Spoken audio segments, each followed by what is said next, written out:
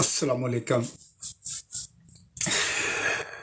पाकिस्तान की बड़ी बदकिस्मती है, इस 75 साल के अंदर कभी भी डेमोक्रेसी को, जमहूरियत को फूलने फलने नहीं दिया गया। हमेशा हमारे इदारों का इस हद तक इन्फ्लुएंस है, इस हद तक उनका इन्वॉल्वमेंट है कि कभी भी किसी को पूरा मैंडेट नहीं दिया, कि कभी भी किसी को पूरा मैंडेट नहीं दिया। आईन है जो अंग्रेज का, ना उसके अंदर अमेंडमेंट कर सकती है।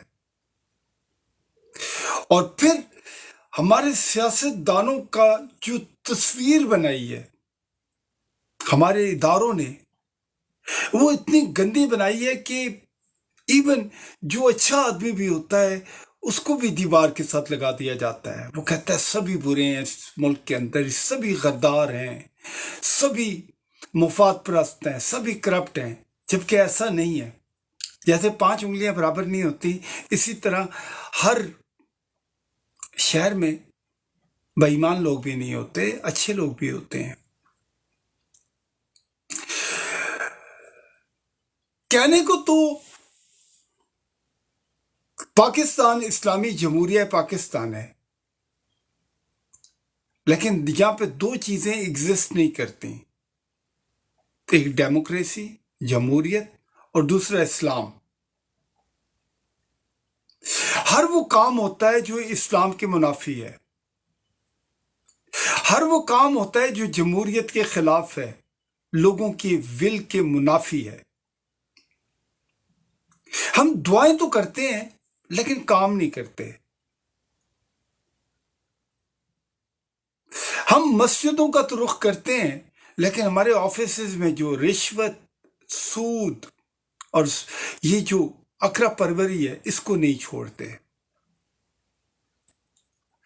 हमारे यहां हक दबाया जाता है, कहीं पे माओं का, कहीं पे बहनों का, कहीं पे बेटियों का। और कभी कभी क्या होता है कि आप अपने बहुत प्यारे लोगों का भी हक दबा के बैठ जाते हैं। कभी हमारी इन इदारों ने, इस एस्टेब्लिशमेंट में कभी पाकिस्तान को यूनाइट होने ही नहीं दिया। कभी सिंधी कार्ड खेला गया, कभी पंजाबी कार्ड खेला गया, कभी मुहाजिर कार्ड खेला गया, और एंड ऑफ द डे हम सबों को डब्बे का शिकार कर दिया। और जो रही सही कसर थी उसके अंदर, ये जो मजहब के अंदर डब्बे बना के फिरका बंदी से जिस तरीके से रूल आउट किया, उसकी एक मिसाल नहीं मिलती। जब भी इस मुल्क में कोई इनकलाब आना चाहा, कोई अच्छी चीज आनी चाहिए, उसको हमने दीवार से लगा दिया। खैर, वो वक्त तो हमने नहीं देखा कि फातिमा जनाब साहिबा के साथ क्या हुआ, लेकिन कहानियां सुनी कैसे डिक्टेटरशिप ने शब खून मारा, जनाब और उनकी फैमिली को डिसरिस्पेक्ट किया। उसके बाद भुट्टो का कत्ल हुआ, फांसी दी गई। बेनजीर भुट्टो साहिबा को इस दुनिया से वाइप कर दिया गया। इलेक्ट गवर्नमेंट्स को खुडे लाइन लगाया गया, और उसके बाद जो नया विजन आया, लोग जाके ग्लोबलाइजेशन आई। जब उठ के एक आदमी ने आवाज उठाई, उसने कहा कि नहीं यार, ये इस्लामी जमहूरिया पाकिस्तान है, इसके अंदर रहना होनी चाहिए। यहाँ का तालीम, कानून ऑर्डर, यहाँ की एजुकेशन, यहाँ के हॉस्पिटल्स, इनके ऊपर काम होना चाहिए। लेकिन क्या हुआ, उस शख्स को भी हमने उठाया, पहले उसको डराया धमकाया, फिर उसको मारने की कोशिश की। जब उससे भी बन न पड़ी तो उसके बाद उसको कैद कर दिया गया। आज वो जिंदान खाने में है।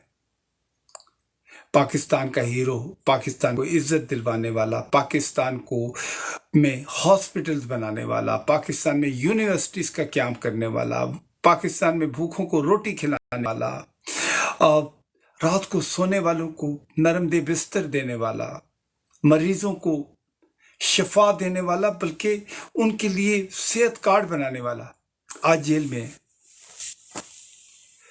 जिन्होंने मुल्क के चप्पे चप्पे को भेजा, हर प्रोजेक्ट के अंदर पैसे बनाए, अपनों को नवाजा, मुल्क की दौलत को लूट के बाहर गए और वहां पे बड़े बड़े बंगले और बड़े बड़े महल बनाए। आज उन लोगों को हम पे मुसल्लत किया। तो जब ये वाला केस अवाम की अदालत में आएगा या अल्लाह की अदालत में आएगा, तो फिर गुनाहगार कौन? हर वो शख्स है जिसने इस मुल्क को ग्रांटेड लिया, जिसने यहाँ पे रिश्वत का बाजार गर्म किया, जिसने यहाँ पे करप्शन की, चाहे वो पटवारी है, चाहे वो पुलिस वाला है, किसी ऑफिस में काम करने वाला है, या किसी ईवान के अंदर बैठने वाला गुरु घंटाल है। हम लोग सच बात नहीं करते और सच बात भी नहीं सुनते। हम तो इस हद तक डरे हुए हैं, उनका नाम लेने से डरते हैं, बल्कि गुमनाम लोग कहते हैं।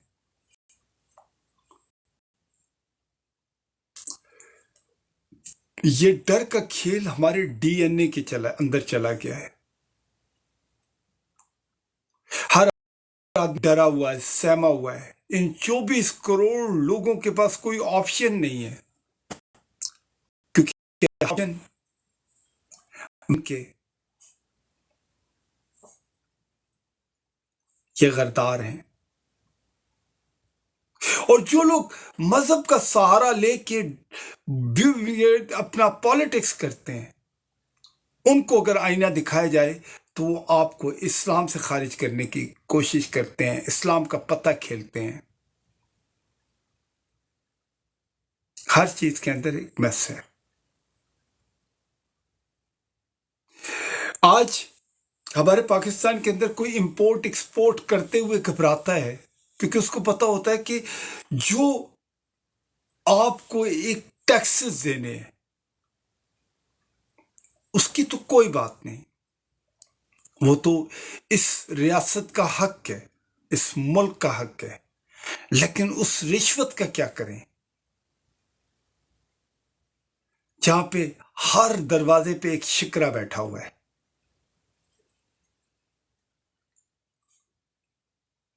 हम लोग डर गए हैं, और इस हद तक डरे हुए लोग हैं कि हम आवाज नहीं उठा सकते। जिसने आवाज उठाई है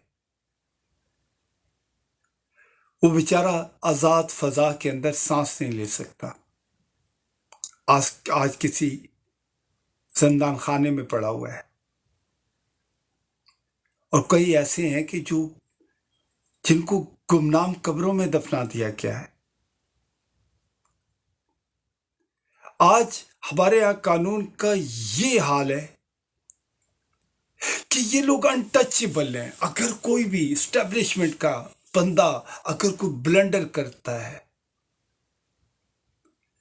कोई जुर्म करता है, तो अदालतों में वो आता ही नहीं है। और हमारा सारे का सारा अदालती निजाम जो है वो उन्होंने ऑक्युपाई किया हुआ है। और वहां पे भी आपको ऐसे ही शिकरे मिलते हैं जो आपको दूसरे डिपार्टमेंट में मिलते हैं, रिश्वतें खाने वाले। ये जो तगमों की दौड़ है कि तुम 18 के, मैं 19 ग्रेड का, वो 22 ग्रेड का। जो इस पाकिस्तान के बेनिफिशरीज हैं, उन्होंने इस क्लासिफिकेशन को इस हद तक लोगों के अंदर इंजेक्ट किया है कि लोग बेचारे एहसास कमतरी का शिकार हो गए हैं।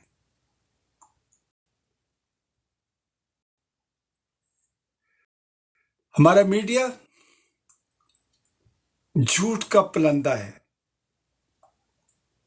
हमारा मीडिया एक टूल है, एक जरिया है इस डर को फैलाने के लिए। हमारे यहां तालीमी निजाम के अंदर कोई रिसर्च नहीं है, जहां पे कोई थिंक टैंक नहीं है, कोई क्राइटेरिया नहीं है कि जिसके अंदर प्राइमरी लीडरशिप को इनकरेज किया जाए। हम सब नारे लगाते हैं, शोर मचाते हैं, अपने आप को इस्लाम का अलमदार समझते हैं, लेकिन हकीकत यह है अंदर से हम खाली हैं, क्योंकि खाली ढोल की आवाज बहुत ज्यादा होती है।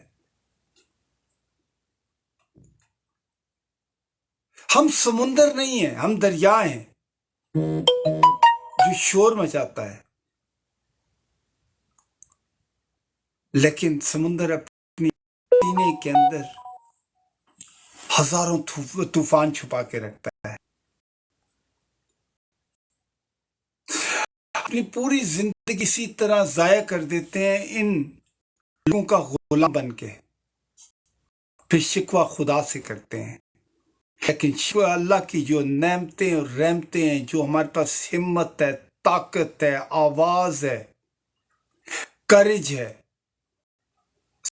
है 24 करोड़ लोगों की, उसको यूज नहीं करते। बल्कि हम अपने दीन को, अपने असूलों को, अपनी चीजों को एब्यूज करते हैं।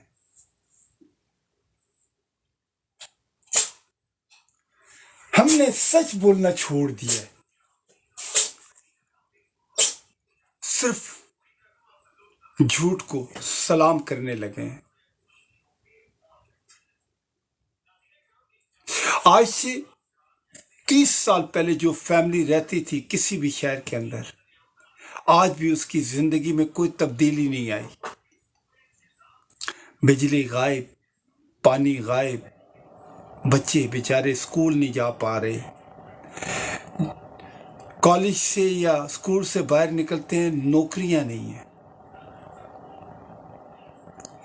कस्टम डिपार्टमेंट के पास कोई टैरिफ नहीं है, कोई असूल नहीं है, कोई सुनवाई नहीं है, कोई इंसाफ नहीं है।